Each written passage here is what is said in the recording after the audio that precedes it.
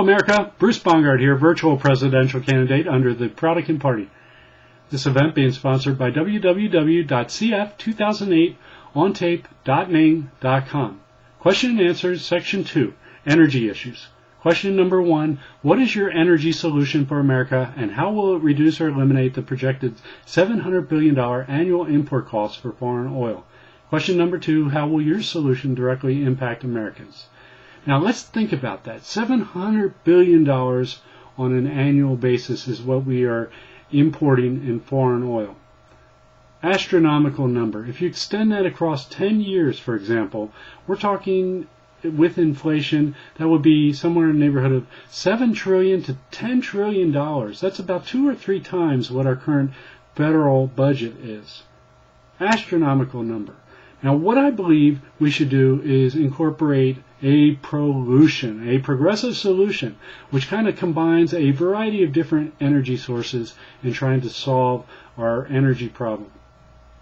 But at the same time, I believe it's a matter of focus. Okay, so from what I mean by that is, some candidates are advocating that we should drill, baby drill, and others are advocating nuclear, others are advocating still clean energy types of solutions, such as solar, such as wind, such as tidal, biofuels, all that whole mix. Well, here's the thing, like I said, it should be a combination of all these different things. I'm for nuclear energy, safe nuclear energy. I'm actually for drilling as well, as long as it is going to help us tackle our import problem. $700 billion is going out the window to countries that really don't like us very much, that sponsor terrorism, that sort of thing.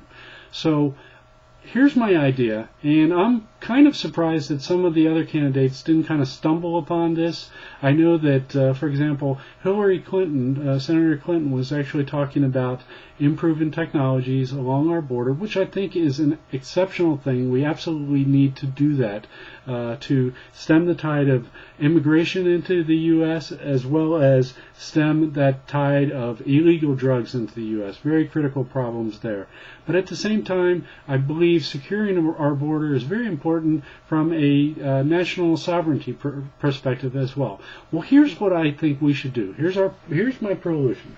I call it a clean energy corridor for all. It's actually a technology corridor, and what I believe we should do is incorporate along that 1,200 mile stretch going from California over to Texas.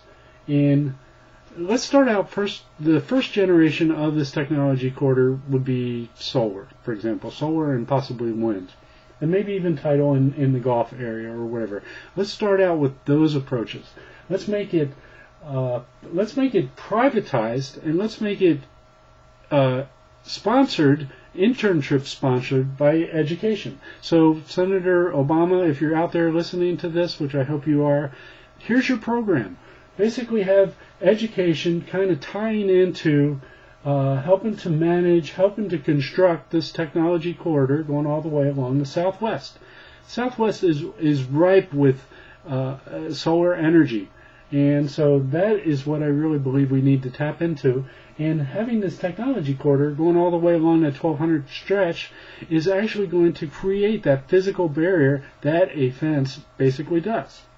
Having it privatized, well, that just means that there's going to be less government expenditures, less government subsidies required to kind of fund this kind of activity. So now also the prolution number 1 that I talked about, which was the Prodigy calendar, any funds coming from that would actually help to support or drive the cost down on development of this technology corridor. So now what am I talking about?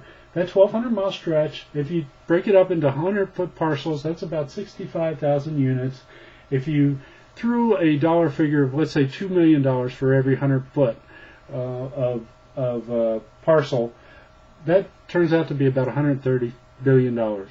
Not sure if these numbers are exactly accurate, but that's a guesstimate at this point. It would be a ROM, a rough order of magnitude estimate. It would be federally patrolled by both the U.S. and Mexico, since this is now not just an energy source, and this is very important. This is not just an energy source for the U.S., but it's actually an energy source for Mexico as well. My hope here is that if this technology corridor approach kind of caught on to other countries as well that were neighboring countries, they would adopt a very similar type of solution for their borders. And so here we are talking about a clean energy approach, which is going to definitely do a lot to stem that import cost of foreign oil. Going from south to north, there's a gentleman out in Texas. I'm sure you've heard of him. Question number 3 here is, do you support the Pickens plan? Why or why not? I absolutely endorse the Pickens plan. I think it's bold. I think he's got a tremendously progressive approach at looking at how we should take CNG and introduce it into now the power grid as a power grid solution by having our vehicles convert over to CNG. So now we're going to remove fossil fuels being used as a energy source. Instead, CNG is now being introduced now, and then it's all being replaced by the wind aspect. So think about looking at T. Boone Pickens as a boldly progressive person, because that is exactly what he is. So now we have his energy corridor going across the Midwest with transmission lines popping up as well, going across the Midwest, and my idea that I'm talking about, not necessarily my idea, but our idea, let's call it, is going from west to east across the Southwest. So they both work complementary. They're both an energy solution. So some other things, what else would this do? Well, along this localized area of this border, of this technology corridor, there would be a tremendous amount of jobs being created, be a growth spurt in those areas. So those localized economies, as well as filtering out into the neighboring areas, would definitely be growing. So now we're talking about an energy source that is not only in the gigawatt range. We're talking about an energy source that on an annual basis generates terawatts of energy. Think about that. Terawatts of energy would definitely have an effect on our current energy demand situation. Question number 4, what role do you think the U.S. government should have in solving both our national and global energy crises? Well, as I mentioned, I'm not huge on government subsidy type programs, so but at the same time, I believe they should sort of encourage this growth, this energy type of solution, and advocate and promote as much as possible these kinds of solutions. But subsidies and funding, I don't believe that's the approach. I believe advertising, promotion, and it's not the government's responsibility to come up with the solutions, the energy solutions. I believe it's private industry as well as educational facilities, university level, to kind of help create these kind of energy solutions. Question number 5, global warming, truth or myth, and how should we deal with it? Well, I think it is definitely man-made contributing factor here with global warming. I believe Al Gore definitely stumbled upon something with his team in their video, An Inconvenient Truth. I think everybody should check out that video because there's a lot of scientific backing that definitely points to man as being a culprit and the main contributor in global warming.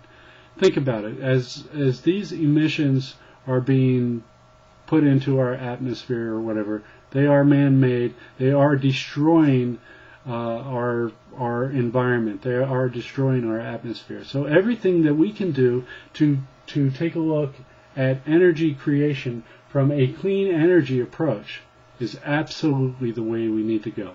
Think about how much less emissions are going to be produced by going to this clean energy corridor for all. Once again, my name is Bruce Bongard under the Proudican Party, saying thank you for your attention and take care all.